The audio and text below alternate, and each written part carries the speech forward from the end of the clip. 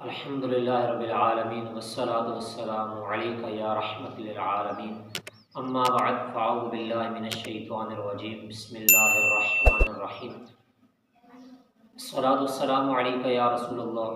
وعلی آلک واصحابک یا حبیب اللہ الصلاة والسلام علیک یا نبی اللہ وعلی آلک واصحابک یا نور اللہ اعوذ باللہ من الشیطان الرجیم بسم اللہ الرحمن الرحیم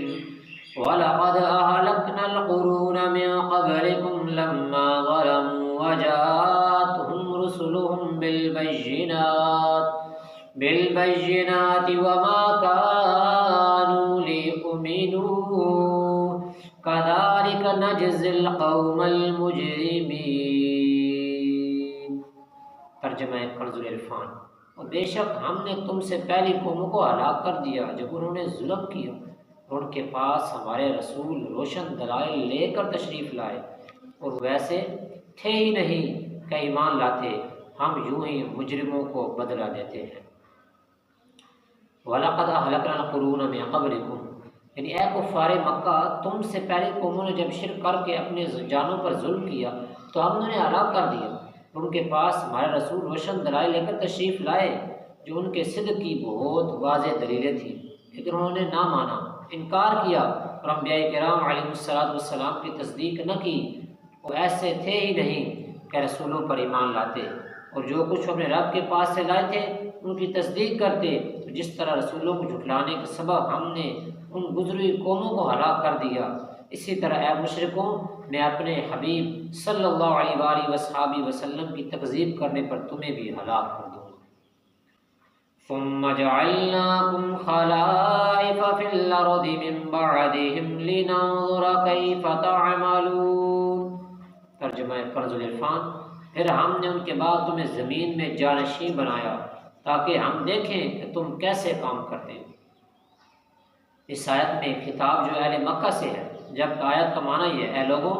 پھر ہم نے گزشتہ امتوں کے بعد جنہیں ہلاک کر دیا گیا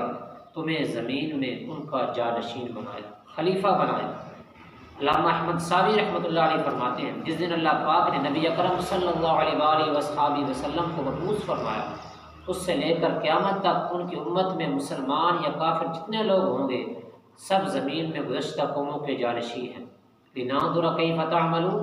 یعنی تاکہ ہم تمہارے اعمال کا امتحان لیں، تم اچھے یا برے کیسے عمل کرتے ہو، اور تمہارے اعمال کے مطابق تم سے معاملہ فرمائے۔ ابو سعید خدری رضی اللہ تعالیٰ عنہ سے روایت ہے، آقا دو جہاں صلی اللہ علیہ وآلہ وصحبہ وسلم نے ارشاد فرمایا، بے شک دنیا سرسبز اور میٹھی ہے، اللہ پاک نے تمہیں اس میں جانشین بنایا، پس وہ دیکھتا ہے کہ تم کیسے عمل کرتے ہو، کیسے کام کرتے ہو۔ اس آیت سے مراد نہیں کہ اللہ پاک کو پہلے علم نہیں تھا، پس وہ جب مشرکین عمل کر لیں گے تو اللہ پاک کو علم ہوگا، بلکہ یہاں مراد یہ ہے کہ اللہ پاک ان کے ساتھ ایسا معاملہ فرمائے گا جیسے امتحان لینے والے لوگوں کے ساتھ کرتا ہے، کہ اللہ پاک سے کوئی چیز پوشیدہ نہیں، اور اسے ہر چیز کا ہمیشہ سے علم ہے۔